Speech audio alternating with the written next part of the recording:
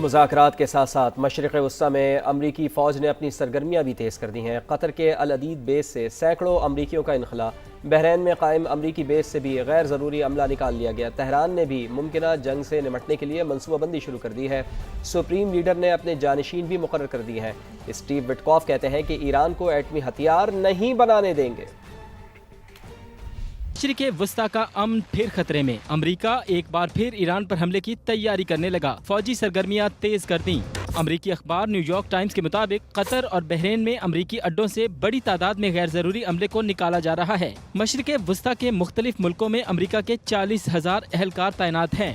Tehran بھی ممکنہ جنگ سے نمٹنے کے لیے پلاننگ کر رہا ہے۔ ایرانی بریگیڈیئر جنرل محمد جعفر اسدی نے کہا ہے، ایرانی فوج دفاع کے لیے تیار ہے، دشمن کسی بھی غلط فہمی میں نہ رہے، کوئی بھی حرکت کی تو پہلے سے کہیں زیادہ تباہ کن جواب دیا جائے گا۔ امریکی اخبار کے مطابق سپریم لیڈر نے اپنے جانشین بھی مقرر کر دیے۔ نیشنل سیکیورٹی کونسل کے سربراہ علی لاریجانی کو تمام اختیارات سونپ دیے۔ باقر قلیباف اور سابق صدر حسن روحانی کا نام بھی عبوری انتظامیہ کے لیے زیر غور ہے۔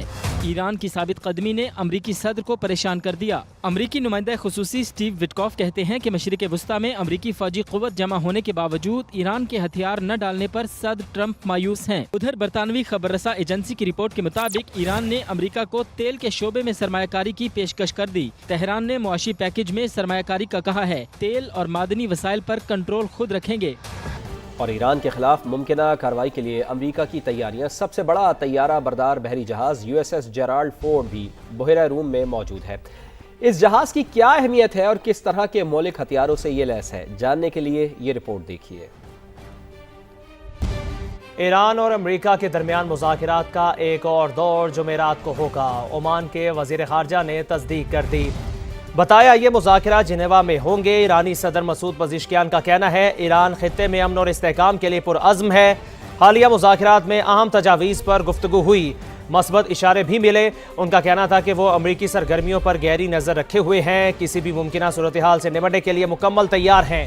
ایرانی وزیر خارجہ نے واضح کیا ہے کہ واشنگٹن کے ساتھ سفارتی حل اب بھی ممکن ہے۔ امریکی ٹی وی کو انٹرویو میں کہا، جوہری معاہدے کے لیے مسودے پر کام کر رہے ہیں، امریکی فوجی سرگرمیوں کی ضرورت نہیں، اس قسم کے اقدامات ہمیں نہیں ڈرا سکتے، مسائل حل کرنے کا واحد راستہ سفارتکاری ہے۔ اب بھی ممکن ہے۔ امریکی ٹی وی کو انٹرویو میں کہا، جوہری معاہدے کے لیے مسودے پر کام کر رہے ہیں، امریکی فوجی سرگرمیوں کی ضرورت نہیں، اس قسم کے اقدامات ہمیں نہیں ڈرا سکتے، مسائل حل کرنے کا واحد راستہ سفارتکاری ہے۔ اور یورپی یونین نے ایران کے خلاف طاقت کے استعمال کی مخالفت کر دی، خارجہ امور کے سربراہ کاجا کلاس کا تنازع کے سفارتی حل پر زور۔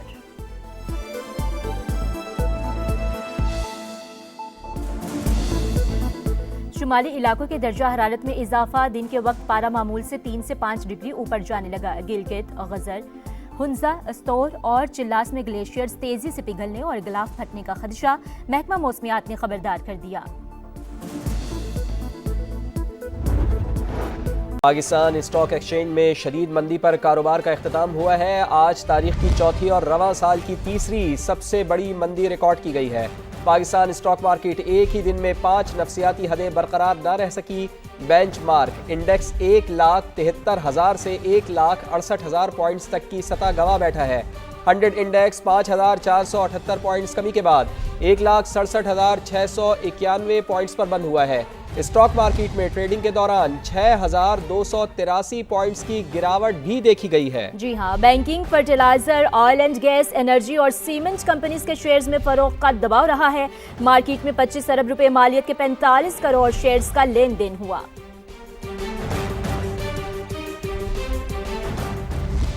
دوسری جانب سونے اور چاندی کی قیمت میں مسلسل 5ویں روز اضافہ۔ پاکستان میں فی تولہ سونا 3,000 روپے مہنگا ہو کر 5,36,562 روپے کا ہو گیا ہے۔ 10 گرام سونے کے بھاؤ 2,572 روپے اضافے سے 4,60,015 روپے ہو گئے ہیں۔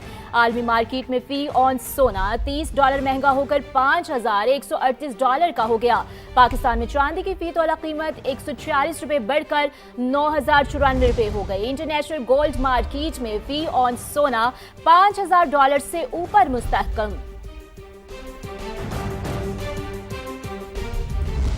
وزیر اعظم میاں شہباز شریف آج سے قطر کا 2 روزہ دورہ کریں گے۔ ترجمان دفتر خارجہ کے مطابق میاں شہباز شریف اور امیر قطر کے درمیان ملاقات ہوگی۔ دونوں رہنما دو طرفہ تعلقات کے مختلف پہلوؤں پر تبادلہ خیال کریں گے۔ معاشی تعاون، شعبہ توانائی میں شراکت داری، عوامی روابط کے فروغ پر گفتگو ہوگی۔ تجارت، سرمایہ کاری، توانائی، افرادی قوت کی برآمد، انفراسٹرکچر کی ترقی پر بھی بات ہوگی۔ نائب وزیر اعظم اسحاق ڈار اور اعلیٰ سطح وفد بھی وزیر اعظم کے ساتھ ہوگا۔ ضلع کچہری لاہور کے جوڈیشل مجسٹریٹ نے ڈکی بھائی کے فریز بینک اکاؤنٹس کو بحال کر دیا ہے۔ عدالت نے ڈکی بھائی کو یوٹیوب چینل پر ویڈیو اپلوڈ کرنے کی بھی مشروط اجازت دے دی ہے۔ مزید جان لیتے ہیں، سماجی نمائندے ارشد علی ہمارے ساتھ موجود ہے۔ جی ارشد، بتائیے آج کی سماعت سے متعلق۔ جی فواد، جوڈیشل مجسٹریٹ نعیم بٹو نے کیس کی سماعت کی۔ دوران سماعت ڈکی بھائی اور ان کی اہلیہ جو ہے وہ اپنے وکیل امرت شیخ اور عثمان لطیف ایڈوکیٹ کے ہمراہ عدالت کے روبرو پیش ہوئی، اور عدالت نے ڈکی بھائی کے فریز بینک اکاؤنٹس کو بحال کرنے کے احکامات جاری کیے ہیں، اور ڈکی بھائی کو یوٹیوب چینل پر ویڈیو اپلوڈ کرنے کی بھی مشروط اجازت دے دی ہے۔ عدالت نے یہ بھی ریمارک دی ہے کہ زیر التوا کیس سے متعلق یوٹیوب چینل پر ڈکی بھائی جو ہے وہ گفتگو نہیں کریں گے، اور یہ بھی کہا ہے کہ آپ کے چینل پر 27 ویڈیوز پر NCCIA کو اعتراض ہے، اس کو آپ نے ڈیلیٹ نہیں کرنا۔ عدالت نے مزید NCCIA کے گواہوں کو طلب کرتے ہوئے سماعت 11 مارچ تک کے لیے بھی کر دی ہے۔ بہت شکریہ آپ کا۔ اب آپ کو بتائیں گے، کراچی کے علاقے بلدیہ رشید آباد میں شہری نے فائرنگ کر کے لوٹ مار کرنے والے ایک ڈاکو کو ہلاک کر دیا، جبکہ 2 فرار ہو گئے ہیں۔ مزید اسی پر تفصیلات جاننے کے لیے بات کریں گے نوید کمال سے۔ نوید کمال، بتائیے گا۔ جی بالکل، بلدیہ رشید آباد میں یہ واقعہ پیش آیا۔ شہری ریاض جو ہے نجی بینک سے اپنی رقم نکلوا کر نکلا تھا، 3 ڈاکوؤں نے اسے لوٹنے کی کوشش کی۔ پولیس کا یہ کہنا ہے کہ شہری نے اپنے لائسنس یافتہ اسلحے کے ساتھ فائرنگ کی، جس سے ایک ڈاکو ہلاک ہو گیا۔ ہلاک مسلم کی شناخت نہیں ہو سکی، اس کے لیے تلاش ایپ کا جو ہے مدد لی جا رہی ہے اور قانونی کارروائی عمل میں لائی جا رہی ہے۔ جی قانونی کارروائی عمل میں لائی جا رہی ہے۔ نوید کمال، آپ ہمیں اپڈیٹ کرے تھے، بہت شکریہ آپ کا۔ کوہاٹ میں لیڈی ڈاکٹر مہوش کے قتل کیس میں اہم پیش رفت۔ پولیس کے مطابق ملزم کی شناخت ہو چکی ہے، گرفتاری کے لیے چھاپے مارے جا رہے ہیں۔ تفصیلات جان لیتے ہیں نمائندہ سما عبد الباسط سے۔ جی عبد الباسط، بتائیے۔ جی بالکل، پولیس ذرائع نے بتایا ہے کہ ملزم کی شناخت ہو چکی ہے، تاہم فی الحال اس کی مکمل جو معلومات ہے وہ ظاہر نہیں کی جا رہی، جبکہ ملزم کی گرفتاری کے بھی وہ پولیس کا دعویٰ ہے کہ وہ قریب پہنچ چکے ہیں۔ اس سے قبل گزشتہ رات کو نامعلوم ملزمان نے ڈاکٹر مہوش کو گھر جاتے ہوئے اسپتال کے قریب قتل کر دیا تھا، جس کے بعد ینگ ڈاکٹر ایسوسی ایشن نے احتجاجاً اسپتال کو بند کر رکھا ہے اور مسلسل احتجاج کر رہے ہیں۔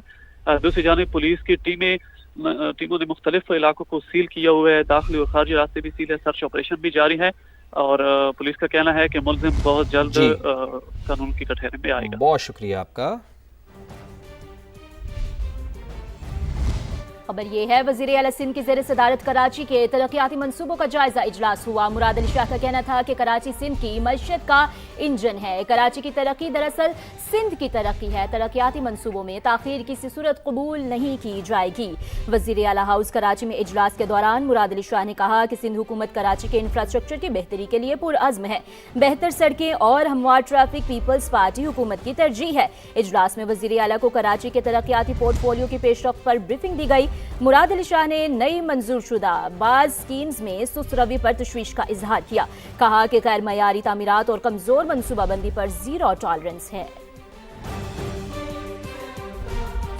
وزیر اعلیٰ مریم نواز نے میت کو اسپتال سے گھر پہنچانے کے لیے مفت ایمبولینس سروس شروع کرنے کی منظوری دے دی ہے۔ ہر تحصیل میں کم از کم ایک وین میسر ہوگی۔ وزیر اعلیٰ پنجاب مریم نواز کی زیر صدارت خصوصی اجلاس ہوا۔ بڑے سرکاری اسپتالوں اور ہر تحصیل میں سرکاری وہیکل سروس شروع کرنے کے لیے پلان طلب کر لیا گیا۔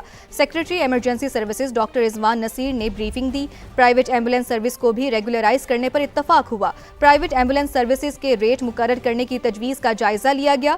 مرحوم کے اہل خانہ 1122 پر کال کر کے یا اسپتال کاؤنٹر سے مفت وین سروس لے سکیں گے۔ میت کی منتقلی سروس کی سمارٹ مینجمنٹ سسٹم کے ذریعے مانیٹرنگ کی جائے گی، جبکہ میت کو اسپتال سے دوسرے شہر لے جانے کی سہولت بھی مفت دی جائے گی۔